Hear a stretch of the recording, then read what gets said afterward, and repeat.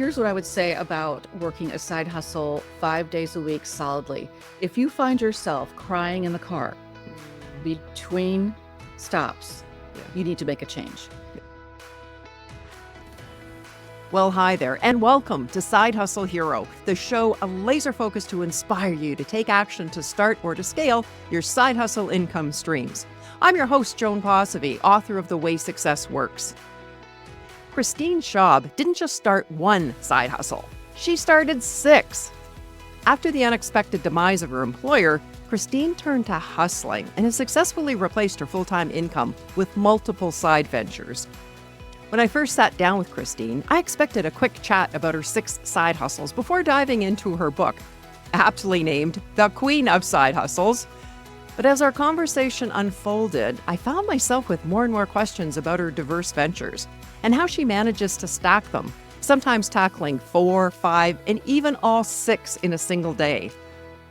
So in this episode, we stay focused on each of her side hustles and share valuable tips along the way.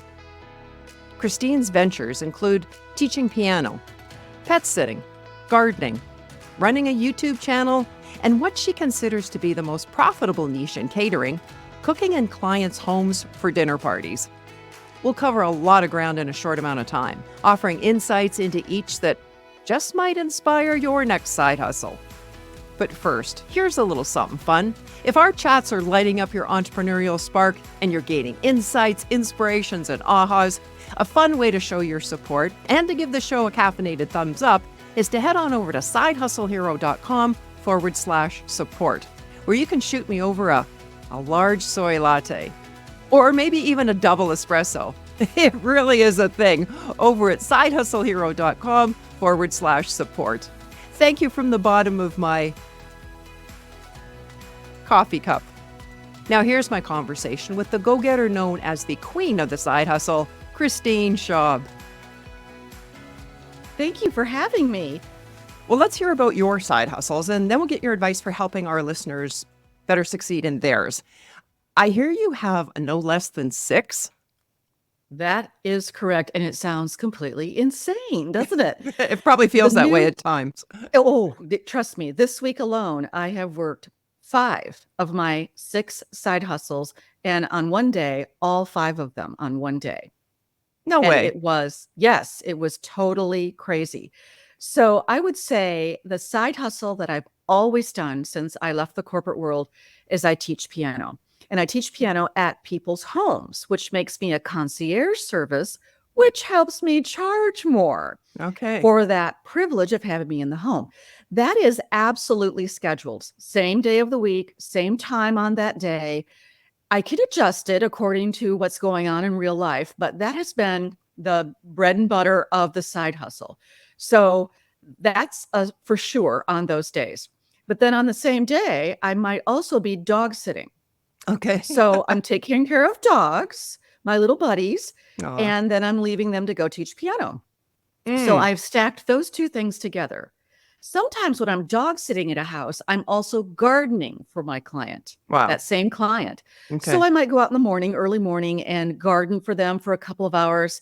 With the dogs, I come back in. I may do another side hustle, which in my case would be work on my web series. So I'm writing introductions, I'm editing shows, I'm sending pictures for Instagram, any type of social media. So I've stacked now on one day the teaching, the dogs, the gardening, and the show. But I also might be... But wait, there's more.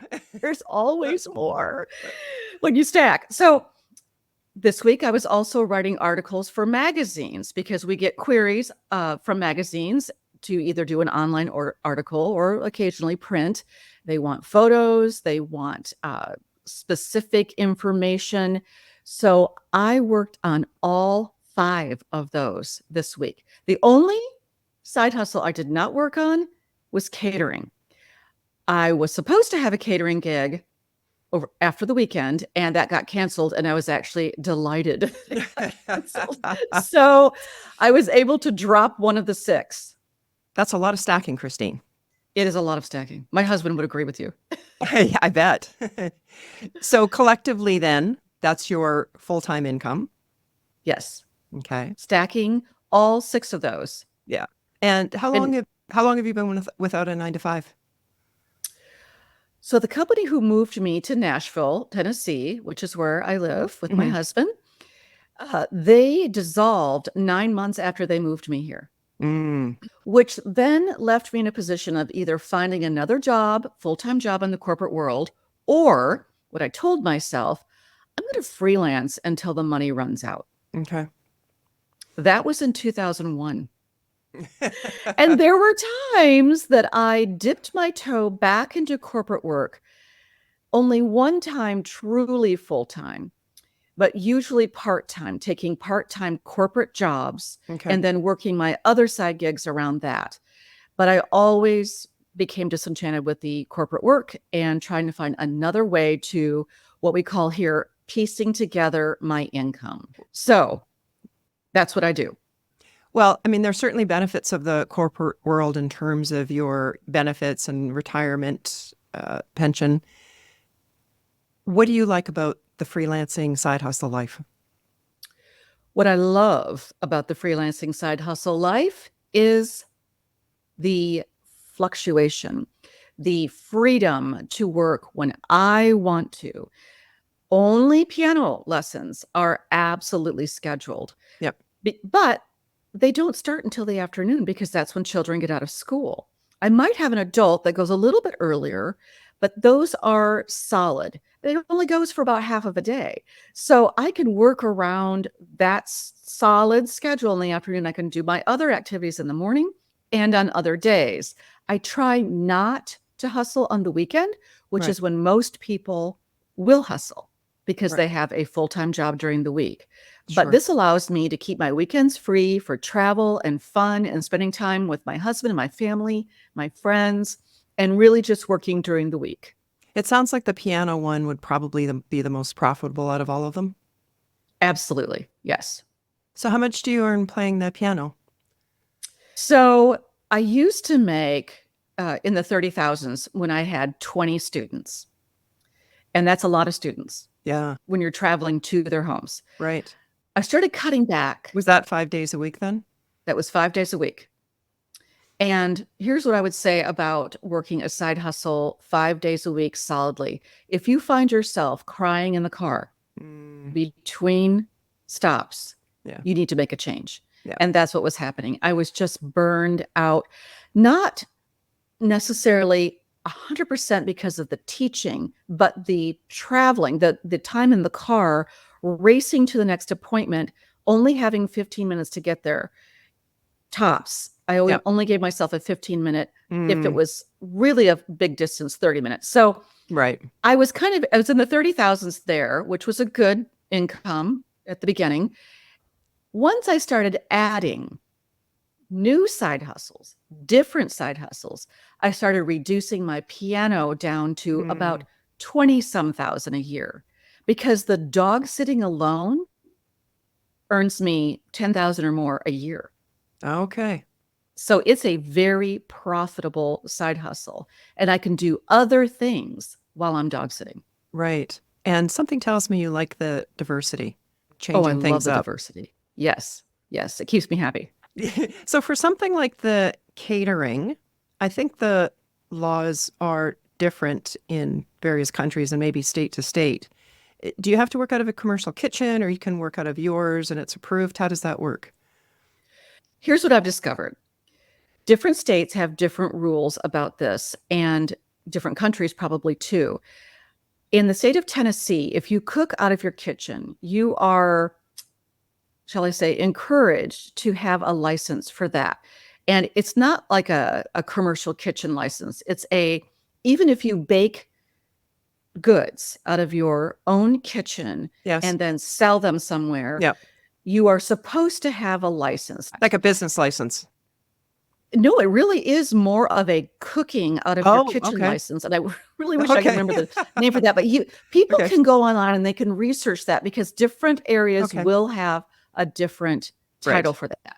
Right. And not all of them do. Yeah. However, if we were going to, let's say, cater a large event, we would have to cater out of an existing commercial kitchen, Okay. which event spaces have, Right. or use a commercial kitchen, rent it, and then deliver the food. How do you find that transition though, cooking in your own kitchen versus suddenly you're dropped into somebody else's commercial kitchen?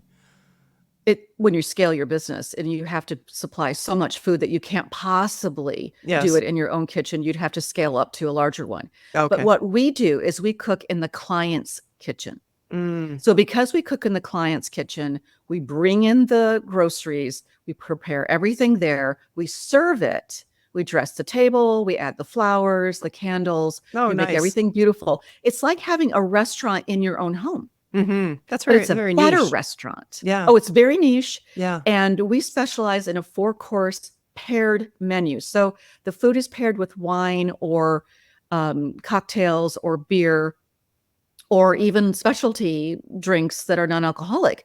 We cater the menu. We cater our catering menu to the Yeah. client. Yes. And so everything happens there. And for that reason, we don't have to be commercially licensed. That's great. So you can just really customize it. And Yes. what are you typically charging per person? So this is what I want to tell people who want to cater. We tried different models for our catering. The model we found worked were different price points per person. So let's say that we went with a cheaper food item like a soup and salad, or let's say chicken. Now, most people do not want to pay a fortune for chicken. Chicken is very good, and we can make some genius dishes with chicken. That would be a $30 per person menu Okay. because it's chicken and all the sides, the appetizer, the salad, the sides, the dessert, all of that goes together. Right. Then we would go to the next level, which would be pork, and that would be more of a $40 per person. And then because of inflation and the cost of food, if we go to beef, which is what most people want, that is $50 per person. Sure. Now, a lot of people would just, blink rapidly and there's no way, but here's how we sell it. If you went to a restaurant and you ordered all of the items that you have selected, what do you think you would pay? Yes. And they're like, oh, and I'm like, now add alcohol to that. Now, where do you think you are? Right. So when you can lay it out like this and show them what you would pay going out versus having the food made in your own home, they become much more comfortable with the price point. Here's what I would say about the realities of catering. Okay. Before you get into that, though, that $50, it's plus the wine pairing, plus the wine. Plus the wine and plus us working in the home. So we're also $50 a piece. So if there's 2 of us working the event, we always say, now, when you look at your budget, it's going to be another $100 an hour for us to be there. And we will be there a minimum of 4 hours. So on top of your food cost, add $400. And then if you'd like to leave a tip, which we usually do, I would say 3/4 of the time we get a pretty good tip. It could add up. And then as far as the pairing, then you'll make the suggestions and then charge accordingly. We usually tell the client, we give them the kind of wine, and then we have them go choose their price point. Now, if they cut us loose, my catering partner is working towards her sommelier license. She's not going to go cheap wine. Yeah. She's going to go probably middle of the road. And we do have some very wealthy clients say, get whatever you want. But we want to make sure if there's wine left over, the client likes that wine. Right. So and if they're, you can give them suggestions, but then they go and buy it. And that will also, I suppose, get around a lot of liquor licenses in various areas because it's the customer buying it for their own home. Perfect. Yes. If you're going to be a bartender at an event, you have to be licensed for that. Yes. You can't just show up and bartend. Right. If we're in a home and we place the wine on the table, we're not bartending. They're having it in their home. Perfect. So when people have asked us about catering and they would like to get into it and they want to talk about the whole process, what I usually say is drop-off catering will not garner you much money because food is so expensive. Right. And even if you're really good at finding deals and using coupons and specials and buy one, get ones, which is what we do, you're still, once you've paid for the food and you've prepped the food, you're making about $2 an hour if you're just dropping it off. Really? It's just not economical to do that way. Okay. When you work the party, you're being paid to prepare that food, Right. $50 an hour. Smart. So that is where we actually make most of our money. We don't do a lot of drop-off catering. I will occasionally, for friends, do that for Right. them. I will set up, then I'll charge a delivery fee and a setup fee, and then I'll just slip out the door and they have to clean up on their own. And that's fine, but that's not a big money maker at all. No, no.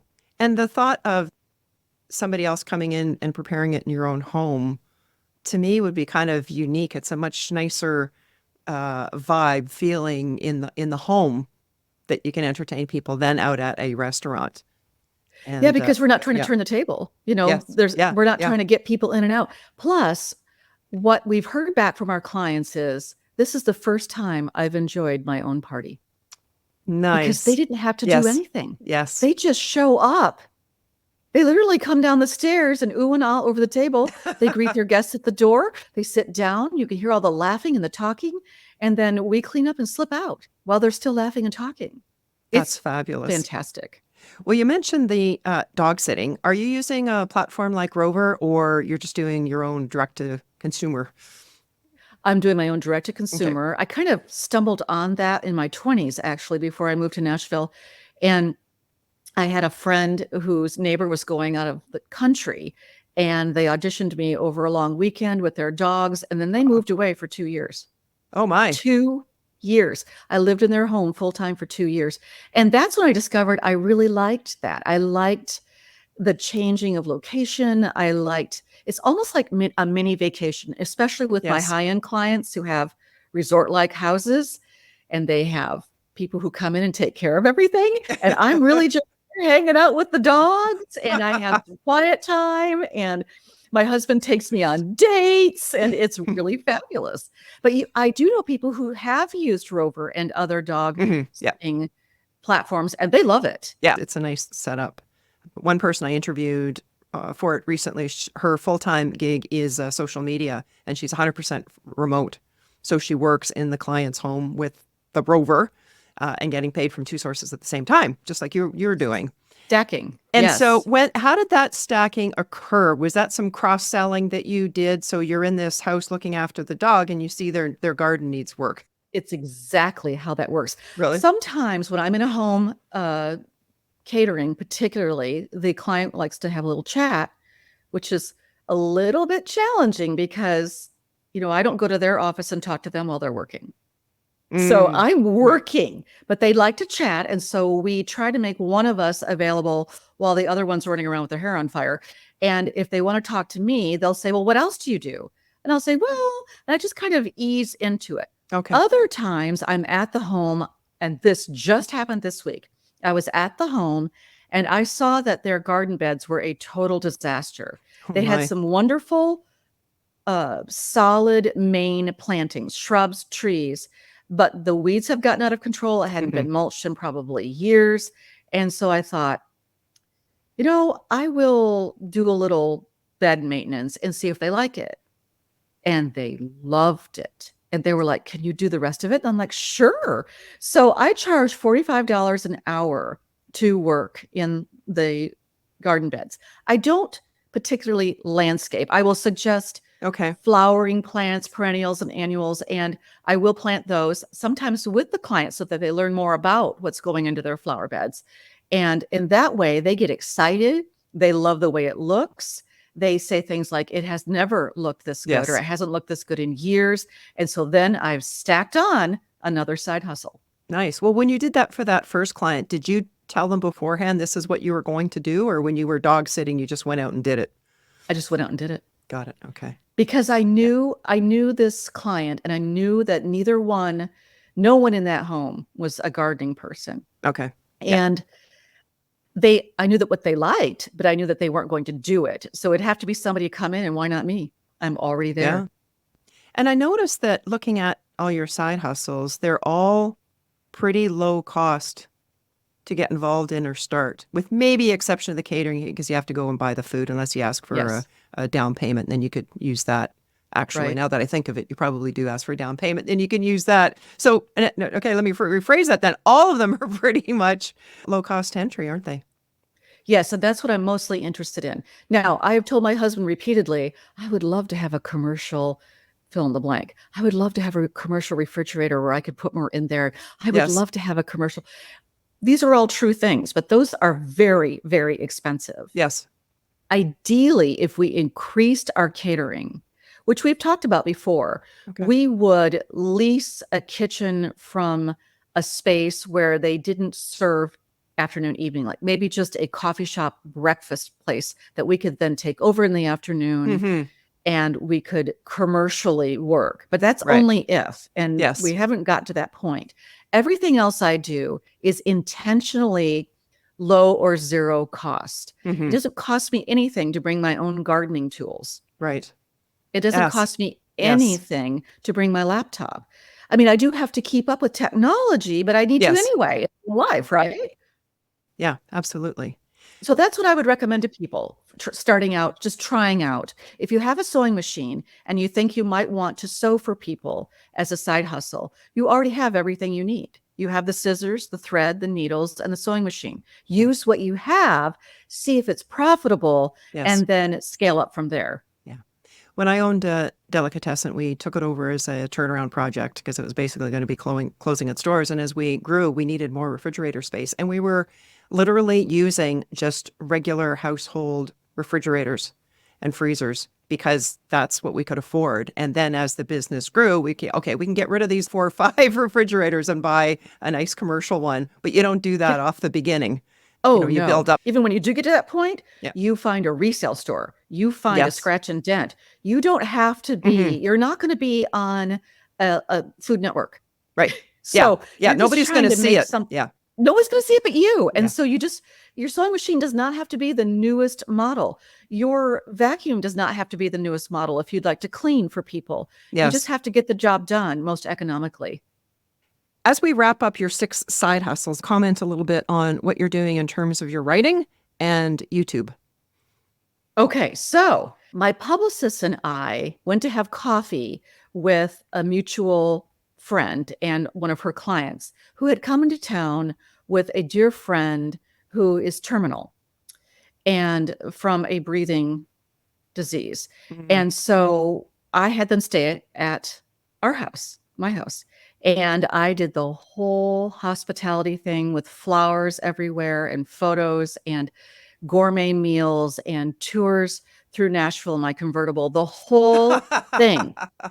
Nice. Because my heart was so affected by this story. She was checking things off her bucket list, and I wanted to make this a giant check mark. So we go to meet my publicist, and she just nonchalantly says to this friend, Dee, she says, how's your stay?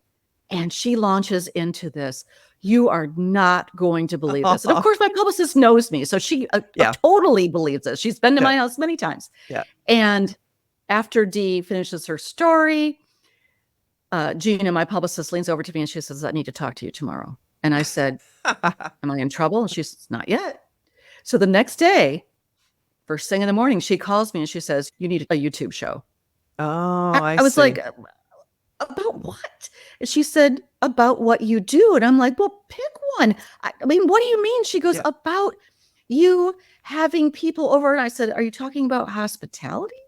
She says, yes, hospitality is a lost art. And I'm like, well, is it? And she says, yes. And let me use myself as an example. I'm a pretty good cook. But the thought of cooking for people or even a total stranger in my home just gives me hives. I don't know how to do that. I don't know how to make it all work like you do. I think that people could learn from your gifts in hospitality. And here's where I want to sidebar and say, hospitality is a gift. If you have not had hospitality modeled for you, like my grandparents and my parents and my aunts and uncles modeled for me my entire childhood, and it's something you have to learn to do on your own, it is very challenging. Because if you see someone like me do it, it looks effortless. Of course, it's not. Yes. I just know how to do it. I know how to make it work in my head. And I teach them how to write it down and get your own system down, and then be able to do that. And so that's the channel we started. What's it called? It's called Come On Over. Perfect. I just came up on that on the phone with her. I said, okay, let's call it Come On Over. And I will just say to people, come on over. And next thing you know, we talked it through. We got the camera crew. We got it, the setup. It's all, well, it's mostly filmed at my house, the Come On Over house. Yes. And we talk about all things hospitality. It could be having flowers. It could be the exterior of your home, like your front porch. It could be how to set a table, how to scale that up according to who you're having over. If you're having your boss over, it's different than having your best friend over for coffee, right? Yes, But yes. people want to feel special. They want it to be beautiful. They're not going to tell you that, but that's what they want. Sure. And so we talk about all things like that, as well as, different products and what I use and why I like it, all different cooking, different recipes, things that just make people feel special in your home. Nice. And as you're saying that, okay, 2 questions about that. One, you've got various income sources from then. As you build up that show, that YouTube channel, you've got the potential for monetization through YouTube. But then Right. there's your affiliate links, right? Yes. Affiliate links. Starting a web series is a long-term endeavor. Yes, just like a podcast. Just like a podcast, any kind of platform like that, people think it just happens. And sometimes it does. Sometimes there will be someone who launches you into stardom right away. That is very, very rare. You will hear about those, but it's extraordinarily rare. Scaling up the side hustle that involves social media like this takes years to monetize. Yeah. And the affiliate part can help you there. Then if you write a book that also goes along with your web series, and you can use examples from there, that also helps you monetize. Writing a Yes. book, you can monetize faster actually than a web series. A web series is fun, particularly if you're engaging and you love to demonstrate and act and teach people, but it is harder to monetize for sure. And you have there's a shop component to that as well? We put together an Etsy store because people were starting to ask, like, where did you find that? And we'll even do affiliate links in each episode. If I use a product that I firmly believe in, Yes. like I I'm agree a big with you. frother. I love to froth. I'm going to tell you what I use for frothing, and then I'm going to put the link there, and then it will take you directly to either the Etsy store or online store, and you can find the exact thing I used. And people often want the exact thing I used. And it may be a vintage thing, and then I'm like, well, here's something that's close. So good luck. Oh, good for you. Well, you mentioned that this idea of hospitality is a lost art. And I agree with you. So if you would give us a few examples of just small things that you would do that would demonstrate that to a guest that people would not normally see. That's Okay. people don't do anymore. Well, Like there's I'm a thinking difference like the flowers. I'm a big flower person. So as soon as I walk in a room, I would notice them. But what are a couple of other things maybe that you do in addition to that? So there seems to be a lost art of setting the table Okay. properly. Yes. Okay. And my mother, even though we lived on a farm, every meal, even if it was at the field, we often took meals to the field for the guys. They were on real plates. There was never a paper, plastic, styrofoam plate in our house. I take that back. If there was a picnic situation, and you may remember this, do you remember those little pretend chargers, or that they were chargers, but they were woven like you were going on it looked like a picnic basket, but they would Yes. hold your paper plate. Oh, okay. No, I don't remember those. They were ubiquitous in the 70s and 80s, Okay. but probably All right. before then. So it gave some heft Yeah, if you were yeah. holding the plate. It was like a Yes. charger for a paper plate. Okay. If there was a paper plate, it Yes. went in that charger Yes. because Yes. it was definitely scaled up. Yeah. So what I tell people is use a tablecloth. Mhm. If you don't want to use a tablecloth, use placemats. The placemats must match. Don't get out 5 different placemats. Placemats are cheap. You can get them anywhere, grocery store, TJ Maxx, anywhere, Yes. online. And then your plates go down. You use a real napkin. A paper towel is not a napkin, but it can be a picnic napkin. You use real silverware. You do not use plastic silverware. Real silverware, you use a real drinking glass, not a plastic cup, not a collection of plastic cups you picked up at an event. No, you use real serving bowls. You don't slam the pan of the mac and cheese down on the table. You use a butter dish. You use a butter knife. I mean, just put out what you already have. I guarantee you, people have these things in their kitchen. Yes. They've just gotten away from using them. But I'll tell you what else kitchens have: dishwashers. So you Yes. just put those dishes right into the dishwasher. A lot of people will say, well, we use paper because we can just clear the table and throw them away. Oh, God. Not in this It's day the and age. same movement. It's Yeah. the same hand movement to put your dish into the dishwasher as it is to put your plastic plate into the wastebasket. Same movement. So that's the first thing I would say. You can upscale any dinner by using actual dishes. And the silverware doesn't have to match. If no one's ever gotten up from my dinner table and said, I'm sorry, I can't eat here. My silverware doesn't match. You're right. They're just happy that there's real silverware. I kid Yes. you not. Yes. The other thing I would tell people is if you are going to have people over for dinner, make your specialty. You do not have to make the New York Times recipe of the week. You are not on the Food Network. If your specialty is a really great meatball with spaghetti, it's your specialty because people have told you that. That's what they want. Yes. They want your meatball because they're like, I love your meatball. Please make your meatball. They'll beg you to make it and you'll think it's just a meatball. It doesn't matter. That's what they want. If your specialty is meatloaf, make that. If you make an incredible chicken pot pie, make that. Don't make yourself sweat Yes. and All stressed freak out. out Yeah. over a dish that is not in your wheelhouse, but you've thought this will impress them. No. Yeah. Just having them over impresses them. People love to be invited over. And especially when they walk in and see that table like you've described. It's very You welcoming. can, or dress it up with little vases of flowers. I always tell people, go with little vases so you're not blocking the view. I love a large centerpiece, but my husband does not. So we've compromised and we go medium size with little ones around it. You can pull plants off of your porch and make them a centerpiece. You can get grocery store flowers and do tiny little bouquets, and they can be in juice glasses. It can be that simple. Little tea lights all over your table is pretty. Little fairy lights. I mean, just so many things you can do. But the real hospitality first impression is your front porch.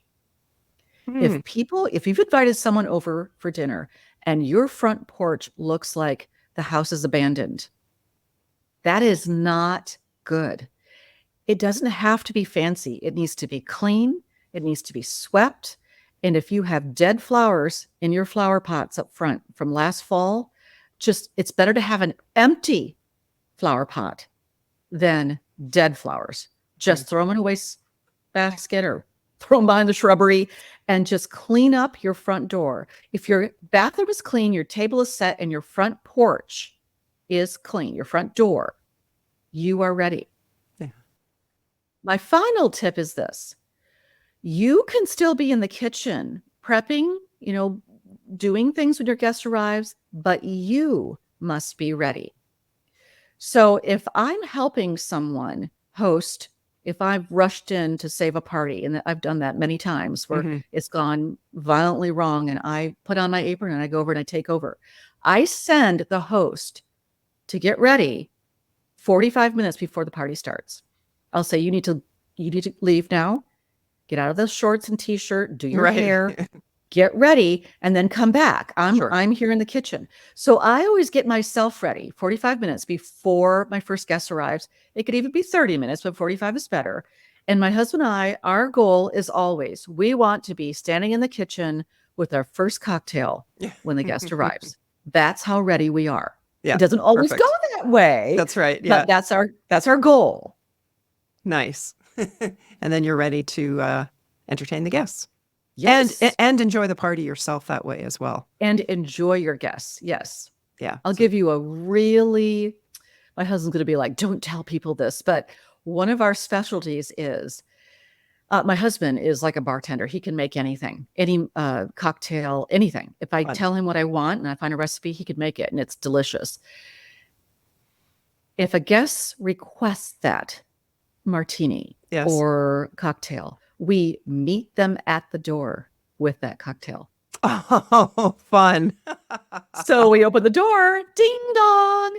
And if one of us is not standing there with the cocktail, they're like, what's going on? Where's my cocktail?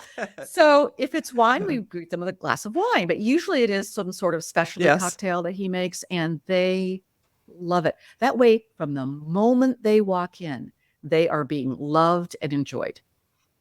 You realize all of us listening now are going to want your address and nail that invite. Well, you know, I'm kind of the creme de la creme of the hostess because that's what I do. You know, it's one of my side hustles. Yes. You don't have to be that special. You could just choose several of those things or a couple of those things and you will be fine. People will love to come to your house for coffee, a book club, a luncheon, anything like that. But that's a nice idea to think of, okay, this person or these people that are coming over, what's like one thing that would be really special for them, like that drink? And it really sends that message to them that you're really thinking about them. You care about them. Yes. So I'm going to ask you an impossible question now. Okay. Out of your 6 side hustles, what's your favorite? My favorite to do is the Come On Over web series. I absolutely love it. It's unscripted. So things just fly out of my mouth and the crew will lose it and we have to start over, or something will go flying off a fork that I'm using and everybody loses it and we have to start over. There are all kinds of outtakes. We have such a blast together, and it's really fun coming up with topics that people want to learn about. They want to get better at doing. And it feels like I'm both educating and entertaining at the same time. So it's by far, the web series is my favorite, although it is not the most profitable. Right. It is still my favorite thing to do. So it's something more profitable like the piano. You can keep doing that, although you said you're cutting back. You can keep doing that as that one gains traction. Yes. As I increase catering and dog sitting, I keep pretty busy with dog sitting. Right. My husband actually enjoys spending time with me. So I try to be home at least 2 weeks out of the month. And there are months like December where nobody goes anywhere and I'm not gone at all. Right. So it all evens out in the end. Well, there you have it. 6 side hustles replacing a full-time job. It's an interesting lifestyle and one that would be especially attractive to those of you who crave both variety and control over your time. One major takeaway was how Christine leveraged existing side hustles to create additional revenue streams. For instance, during a dog sitting gig, she noticed that the garden beds needed attention and took the initiative to tend to them, and then pitched the customer on paying her to continue. In my first career, as a banker, I started as a part-time teller at age 16, went up through the ranks, and by age 22, accepted a promotion to branch manager. And during my tenure in the industry, I saw time and again that those who excelled were always looking for ways to improve things and add value. These individuals often outgrew their current roles and then were promoted or headhunted by other firms. Always be willing to do more. Earl Nightingale, often considered the father of the personal development movement, used the analogy of a person sitting in front of a wood stove and demanding heat before adding wood. Clearly, it doesn't work that way. You've got to put in the wood first and then get the heat. In other words, provide the service and value beyond what's being expected. And as your value to the organization or client increases, you will be rewarded through either higher pay, promotions, or being sought after by other companies. The bonus is the satisfaction of knowing you've done an outstanding job, which feels incredibly rewarding. If you're interested in hearing from another guest who juggles 6 other distinct side hustles, check out episode 24, Getting VA Work That Pays, featuring Maya Lombards. Originally from Belgium, Maya relocated to Cusco, Peru, where local gigs paid in Peruvian sol currency just weren't enough to fund her travels, so she turned to online VA work to earn euros, supplementing her Peruvian income. We truly live in an amazing era where you can design your lifestyle in virtually any way you desire. The only limitations are your imagination and willingness to create your best life. Let me leave you with this question to ponder. If it were impossible for you to fail, what would you create in your life? What would your best life look like? Join us in our next episode, number 106, where we continue our conversation with Christine and delve into her book, Queen of the Side Hustle. We'll focus on key considerations that you must take into account when starting your next side hustle. Well, that's a wrap for today. You'll find links to Christine's website and the full show notes at our website, sidehustlehero.com. If you're enjoying what you're seeing in this podcast, it would be so appreciated if you would take a moment and add your comment, share the episode, and please subscribe. It'll let others know that there's valuable content here to help them start or grow their side hustle. Thanks for watching, and hustle on.